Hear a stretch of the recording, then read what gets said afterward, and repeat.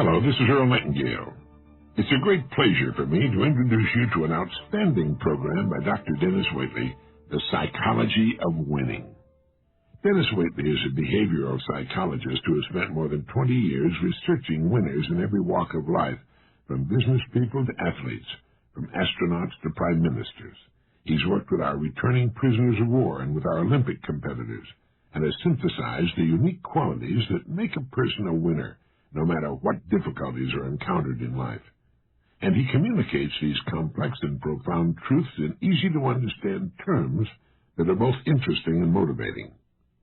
The Psychology of Winning is possibly the finest self-development, self-management program available anywhere in the world today.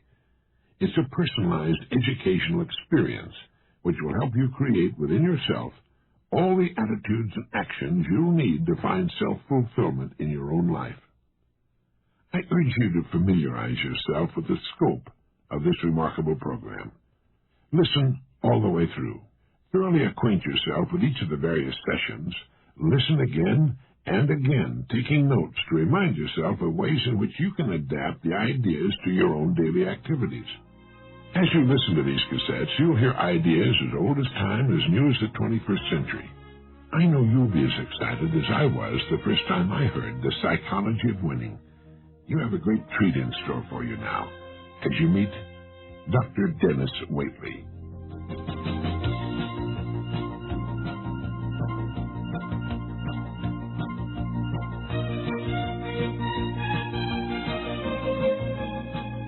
Hi, this is Denis Waitley. When you think of the letters POW, what usually comes to mind? Prisoner of war? Prince of Wales, maybe? Power of women? Or prisoner of wishes? Well, for me, POW represents psychology of winning, because life is a perception through the eyes of the beholder. Your experience with or belief in will determine to a great extent the way you will view life in the present and in the future. Your attitude is either the lock-on or key to your door of success, and I prefer to view POW as a powerful positive abbreviation for psychology of winning. You know, I've devoted the past 20 years to research involving top winners and high-achieving leaders in every field, in business, in industry, government, the professions, and education, and supported by studies of Super Bowl and Olympic athletes, astronauts, prisoners of war, and individuals who seem to have put it all together in their careers, as leaders in their communities and nations, and at home with their families, in their important relationships with other human beings. But most of all, these are the winners who already have won the most coveted gold medal of all, and that's the gold medal of their own highest self-respect for their own unique service and contribution to life. During this 20-year period of intensive research, we've had one specific clear-cut goal in mind, and only one. And that goal is to bring to you, through the most effective learning medium possible, the finest self-development, self-management program available anywhere in the world today. And that's what the Psychology of Winning is really all about. It's a personalized education experience designed to help you create all the attitudes and actions necessary for self-fulfillment. The Psychology of Winning goes deep beneath the superficial pep rally and the rah-rah approach. It goes deep to the subconscious roots of motivation and behavior.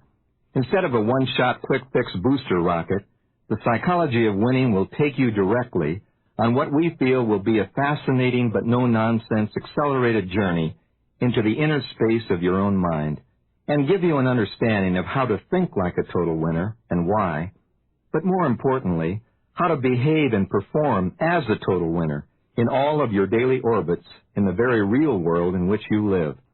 But most important of all, this program has been created as an ongoing, day-by-day, week-by-week, month-by-month growth experience, not only to help you gain all the professional excellence and material wealth you want, but the physical and mental health and happiness to go with your success, plus a new ability to cope with the physical, emotional, and mental stress that confront all of us on our continuing life's journey.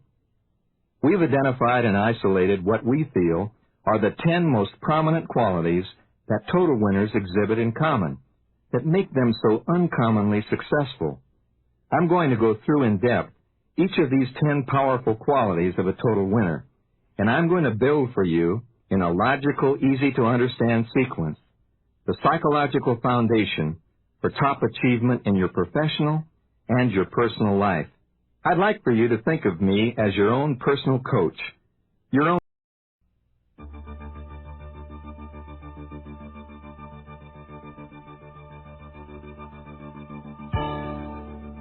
Hello, this is Earl Nightingale. It's a great pleasure for me to introduce you to an outstanding program by Dr. Denis Waitley, The Psychology of Winning. Denis Waitley is a behavioral psychologist who has spent more than 20 years researching winners in every walk of life, from business people to athletes, from astronauts to prime ministers. He's worked with our returning prisoners of war and with our Olympic competitors, and has synthesized the unique qualities that make a person a winner, no matter what difficulties are encountered in life.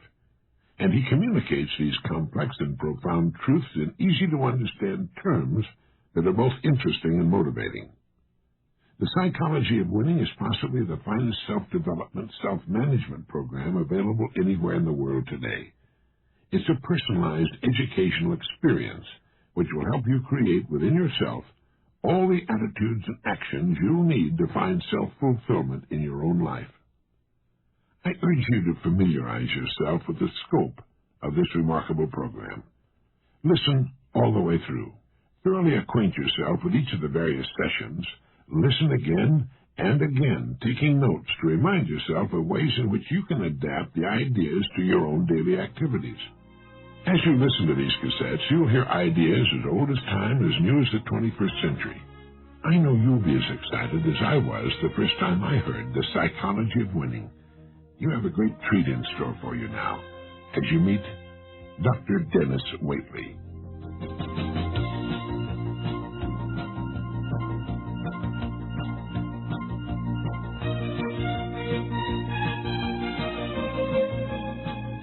Hi, this is Denis Waitley.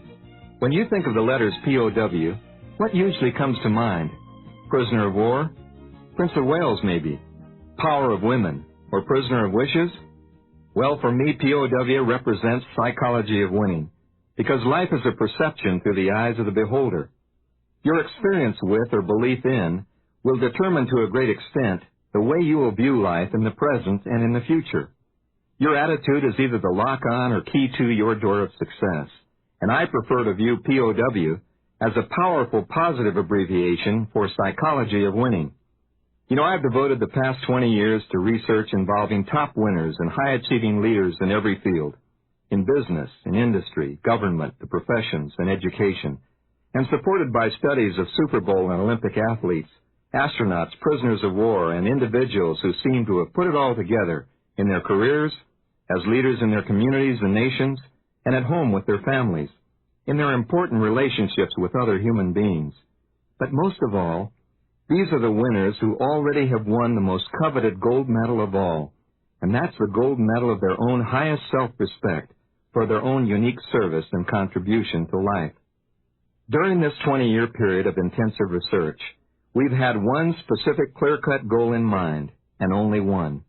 And that goal is to bring to you, through the most effective learning medium possible, the finest self-development, self-management program available anywhere in the world today. And that's what the Psychology of Winning is really all about. It's a personalized education experience designed to help you create all the attitudes and actions necessary for self-fulfillment. The Psychology of Winning goes deep beneath the superficial pep rally and the rah-rah approach. It goes deep to the subconscious roots of motivation and behavior. Instead of a one-shot clippies of greatness that we read about, hear about, and watch on TV, and we marvel over these special people who pull themselves up by their own bootstraps. But let me ask you this. Did it ever occur to you that you also are one of these special people? Well, you are. You see, most of the real winners in life are so busy contributing, they don't even think of seeking publicity for their acts. Most of them are discovered by the media, caught in the act of winning. Only a few famous people are winners, and only a few winners ever become famous people. That's because success is a very individual thing. Success is the way you spend your minutes doing your best for others. It's the way you take the talent you were born with and the knowledge and skills you've since developed, and using them fully toward a purpose that makes you feel worthwhile according to your own individual internal standards. In your quest for excellence, there are two powerful sets of great expectations affecting your life. First, there are the expectations that others close to you have for you, and then there are the expectations that you have for yourself. While we all try to rise to the expectations that others have for us, there's no question that our limitations and success will be based most often on our own expectations for ourselves. What the mind dwells upon, the body acts upon. As a behavioral scientist studying the lives of thousands of winners and losers, it's clear to me that psycho the mind is your own best fortune teller to forecast the actions of soma, the body. And understanding this mind and body psychosomatic relationship is the key to understanding the importance of the first most outwardly identifiable quality of a winner, that of positive self-expectancy. Winners expect another good day, a promotion or a raise, to find a parking place, a productive meeting, and a harmonious family life, and they usually get them. Winners know that their actions will be controlled by their current obsessions. Losers generally expect more of the same frustration, more problems, the loss of a job, a dull evening, bad service in a restaurant, and failure. But most importantly, losers expect to feel bad and get sick, and they do. Careful studies of the life histories of thousands of widely differing people have shown that the probability of health changes, such as sickness and accidents, can be predicted. We're learning that all disease is not necessarily caused by germs.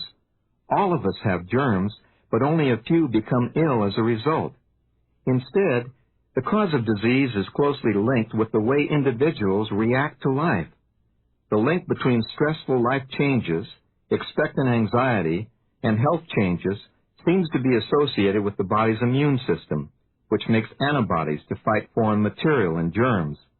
Situations which arouse fear and anxiety also suppress many body functions and may suppress antibody production as well. Distressful situations may also upset production of hormones, which have a role in emotional balance. An emotionally upset individual is much more prone to accidents. Listen to this data compiled by the director of the National Institute of Mental Health. Personal factors cause between 80 to 90% of all industrial accidents, and up to 30% of employee absenteeism, and up to 80% of those who are fired from their jobs are removed because of personal problems rather than technical or skill competence factors. It's a fact that ulcers are not the result of what we eat, but what's eating us. And some cases of arthritis and bursitis are associated with rigid and mentally restrictive individuals. And some asthma is much more pronounced and lingering in a child that has been overly protected by a doting parent. An excellent treatment for this type of smother love asthma is a parentectomy at the Children's Asthmatic Hospital in Denver. Remove the parent from the child, and the child begins to breathe more easily again. Recently, I presented a paper at a health conference attended by the Joint Chiefs of Staff, the Surgeon General of the United States, and many leading health scientists. Also presenting was Dr. Herbert Benson, Professor of Medicine at the Harvard Medical School and Director of the Division of Behavioral Medicine at Boston's Beth Israel Hospital.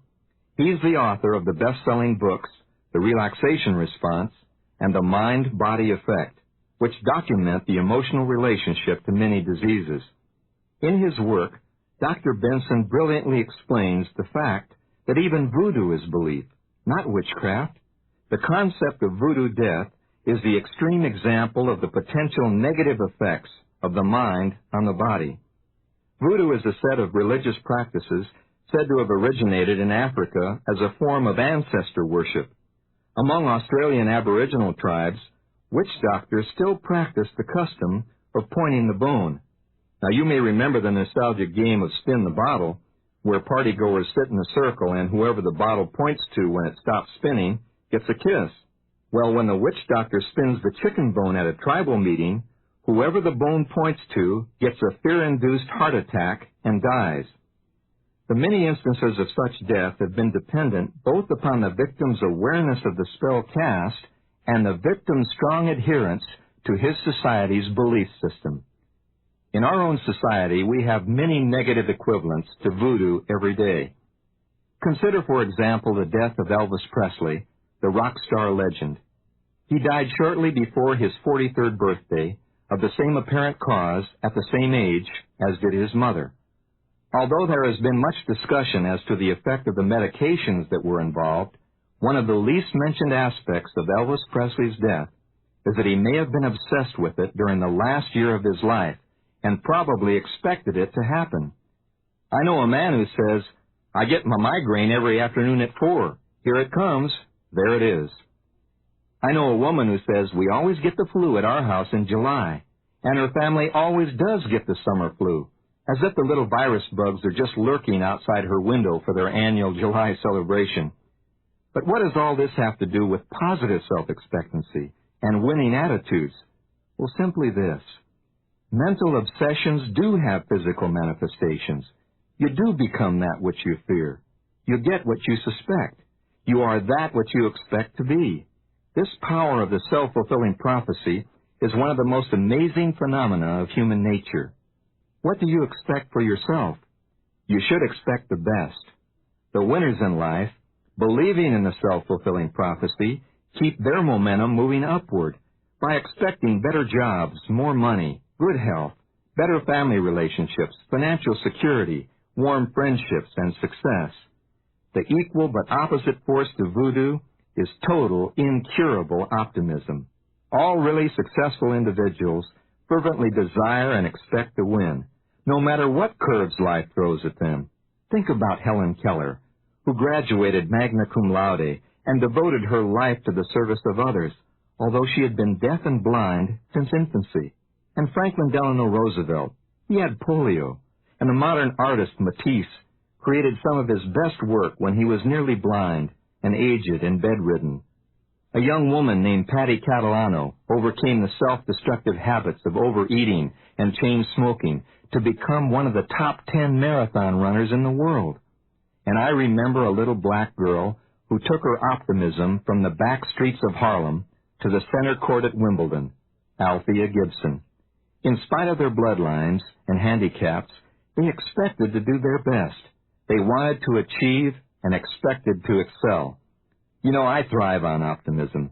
I had a 97-year-old neighbor who planted an orange and a grapefruit tree seedling in his backyard because he wanted freshly squeezed juice, even though it would be 4 years before the trees would bear fruit. I went right out and bought a young redwood tree that I could nurture, and you know how long they live. Yeah, I'm a sucker for an optimist. When I see an optimist, I always say, "Here, stand on my shoulders and see the view. How does it look from up there?" When I see an optimistic stockbroker or a car salesman or a real estate broker or a service agent, I want to invest my money and my time with them. When I go into a clothing store and the optimistic sales clerk says, "That suit just jumps to life on your body," I'm putty in their hands. Something happens to me when I try on clothes, and the clerk admires my reflection in the full-length mirror, and he or she says, "You know, you really do something for that suit. It looks like $1 million on you." Well, with them so optimistic about me and the way I look, there's no way I'm going to leave that poor, forlorn $400 suit hanging on the rack to die when it can jump to life on my body. Of course I buy it. But there's more to positive self-expectancy than meets the eye. Medical researchers have discovered that the body produces natural morphine-like substances that operate on certain receptor sites in the brain and spinal cord. These natural internal opiates are called endorphins. Secreted and used by the brain, endorphins reduce the experience and screen out unpleasant stimuli. In fact, the presence of endorphins actually causes the feeling of well-being. In one related study, actors were wired to electrodes and connected to blood catheters. They were then asked to perform various scenes. When they portrayed characters who were angry or depressed, endorphin levels dropped. But when the scene called for emoting joy and confidence and love, endorphins shot up dramatically. Science has shown that positive thoughts produce endorphins. Endorphins, in turn, encourage feelings of optimism and well-being. So it works both ways. You sing because you're happy, and you're happier because you sing.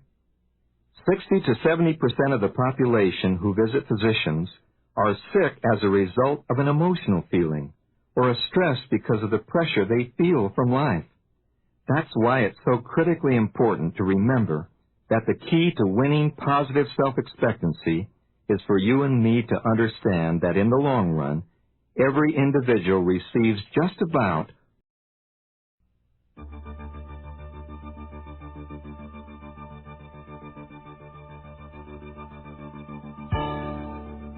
Hello, this is Earl Nightingale. It's a great pleasure for me to introduce you to an outstanding program by Dr. Denis Waitley, The Psychology of Winning. Denis Waitley is a behavioral psychologist who has spent more than 20 years researching winners in every walk of life, from business people to athletes, from astronauts to prime ministers. He's worked with our returning prisoners of war and with our Olympic competitors, and has synthesized the unique qualities that make a person a winner, no matter what difficulties are encountered in life. And he communicates these complex and profound truths in easy-to-understand terms that are both interesting and motivating. The Psychology of Winning is possibly the finest self-development, self-management program available anywhere in the world today. It's a personalized educational experience which will help you create within yourself all the attitudes and actions you'll need to find self-fulfillment in your own life. I urge you to familiarize yourself with the scope of this remarkable program. Listen all the way through. Thoroughly acquaint yourself with each of the various sessions. Listen again and again, taking notes to remind yourself of ways in which you can adapt the ideas to your own daily activities. As you listen to these cassettes, you'll hear ideas as old as time, as new as the 21st century. I know you'll be as excited as I was the first time I heard The Psychology of Winning. You have a great treat in store for you now as you meet Dr. Denis Waitley.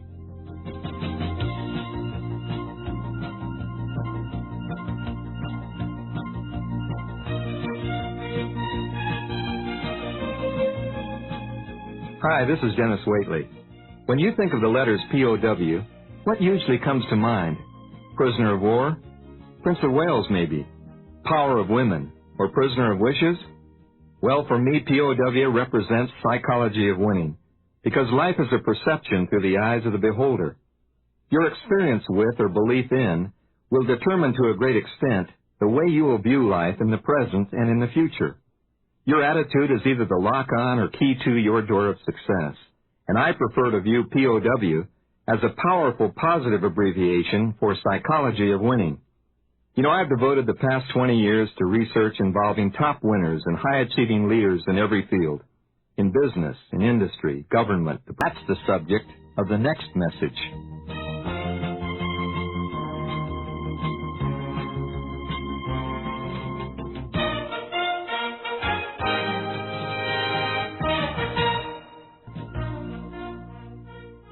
A winning attitude of positive self-expectancy leads to the action quality of positive motivation.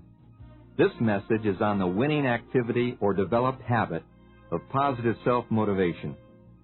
Positive self-motivation is the inner drive that puts optimism into action for winning in life. The main theme of this winning quality is that winners are driven by desire. Winners are driven by desire. You know, there never was a consistent winner in any walk of life who didn't have that burning desire to win internalized. Winners know that the basic behavioral axiom in life, which Earl Nightingale first introduced to millions of listeners as the strangest secret, is the fact that you and I do become what we think about most. And put in another way, you and I are motivated every day and moved by our currently dominant thoughts.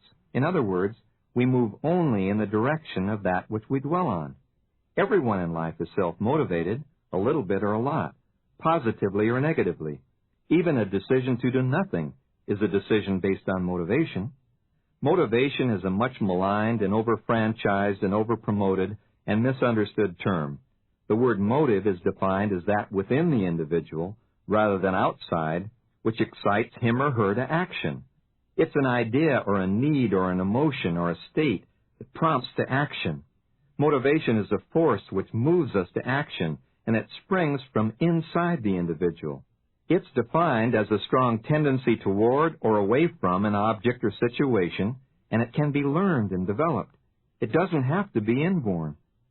You know, for too long it's been wrongly assumed that motivation is extraneous, that it can be pumped in from the outside through pep talks or contests or rallies. Such activities do provide concepts in education, encouragement, and inspiration for individuals to turn on their creative powers, but only if they want to and only if internalized. And that's the secret. Lasting change is effected only when the need for change is both understood and internalized. Until the reward or incentive has been interpreted and internalized, it has no motivation power at all. And so the real winners in life are the people who have developed as a result of an overall attitude of positive self-expectancy or optimism, a strong positive self-motivation. In other words, they've developed this ability to move in the direction of goals that they've set or roles they want to play, and they'll tolerate little or no distraction from moving toward those goals. In the face of all discouragement, mistakes, and setbacks, this inner drive keeps them moving upward toward self-fulfillment. Motivation is a very emotional state, and the great physical and mental motivators in life, such as survival and hunger and thirst and revenge and love, are all charged with emotion. The two key emotions which dominate all human motivation with opposite but nearly equally effective results are fear and desire. Fear is the most powerful negative motivator of all. Fear is the great compeller and the great inhibitor. Fear restricts and tightens and panics, forces and ultimately scuttles plans and defeats goals. And desire, conversely, is like a strong positive magnet. It attracts and reaches, opens and directs, and encourages and achieves goals. Fear and desire are poles apart, and they lead to alternate destinies in life. Fear always looks to the past, and desire toward the future. Fear vividly replays haunting experiences of failure, of pain, of disappointment or unpleasantness, and is a dogged reminder that the same experiences are likely to repeat themselves. But desire, on the other hand, triggers memories of pleasure and success. It excites the need to replay these and to create new winning experiences.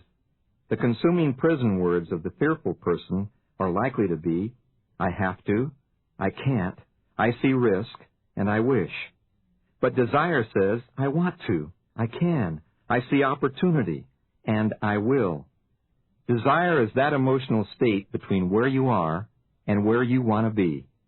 So desire is a magnetic tension like a bow pulled taut to shoot the arrow to the bullseye. Is tension good or bad? Yes, it is good or bad depending on how you look at it. Negative tension induced by fear creates distress, anxiety, sickness, and hostility. Carried to extremes, it can cause psychosis and even death. But positive tension produced by desire is like that bow pulled taut to propel the arrow to the bullseye. Fear causes compulsion stress. Desire causes propulsion power. Fear causes inhibition stress, and desire causes ignition power. In a totally tension-free state, you're either asleep or dead. Viktor Frankl, the noted psychiatrist, flatly states that what a person really needs in life is not a tension-free state, but the striving and struggling for a goal that is worthy of him or her.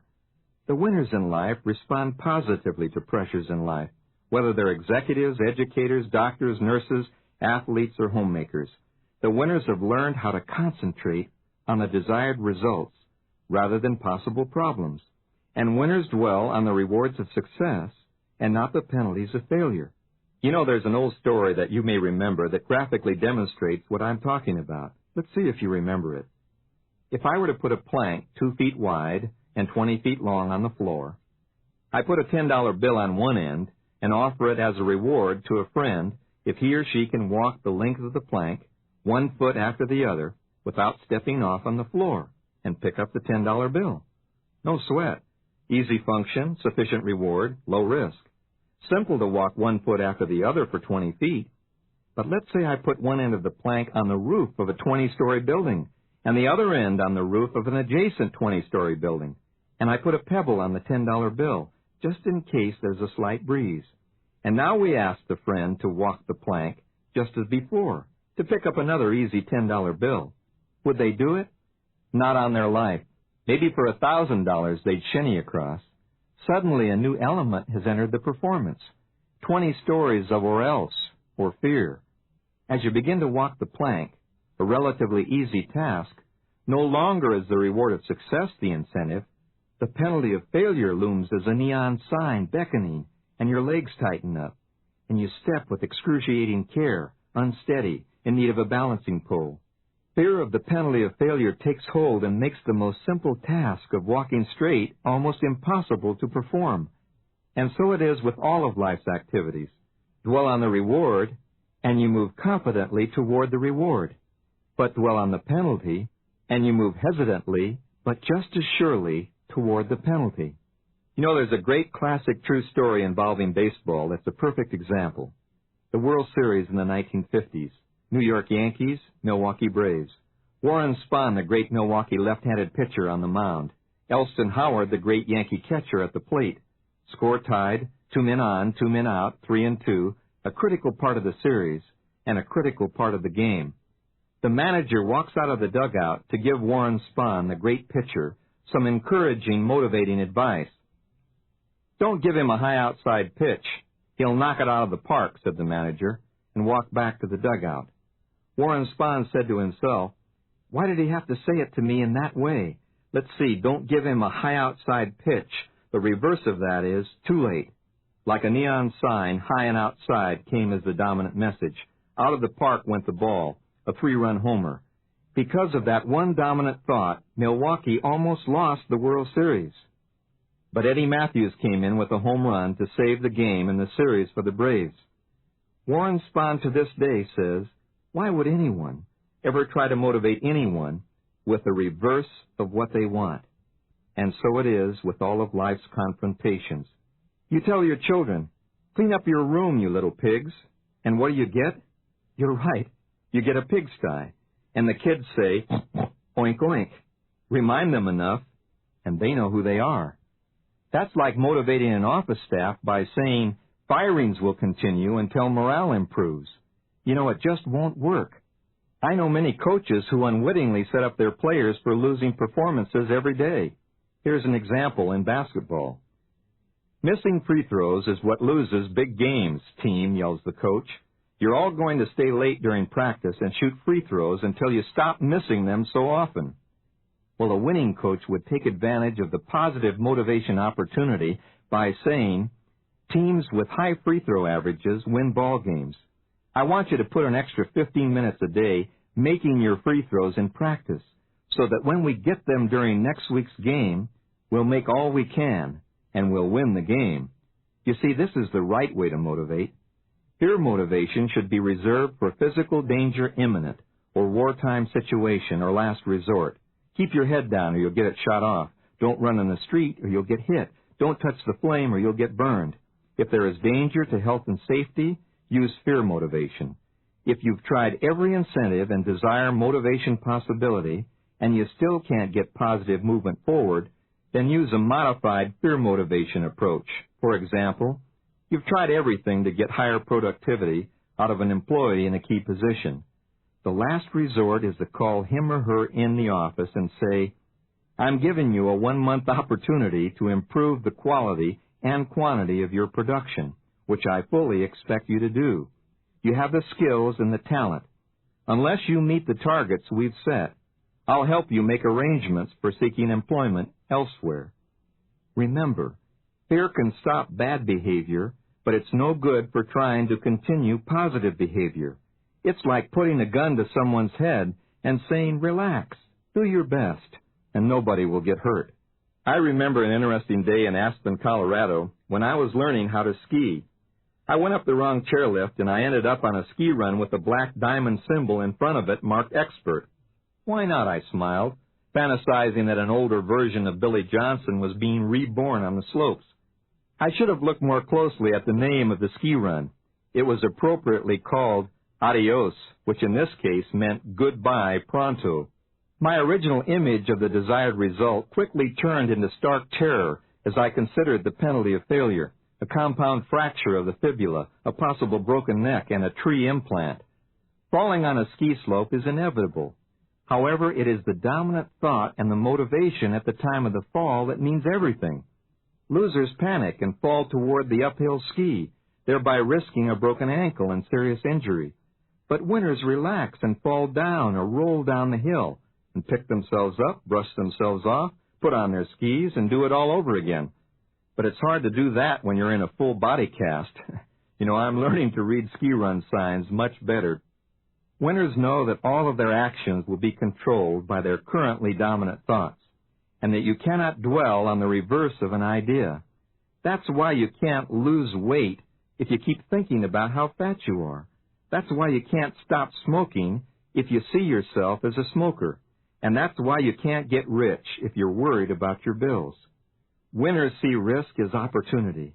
They see the rewards of success in advance, and they don't see the penalties of failure. The enervating powers of fear are unfortunate, because individuals dominated by fear, they can't act with choice or positive intent. They go through life reacting and defensive. People who are dominated by stress are unable to change the world they live in. The world they live in alters them. It's a strange and sobering fact that the thing we fear most, we ourselves bring to pass. Many years ago, the English essayist James Allen wrote, "They who have conquered doubt and fears have conquered failure. Their every thought is allied with power, and all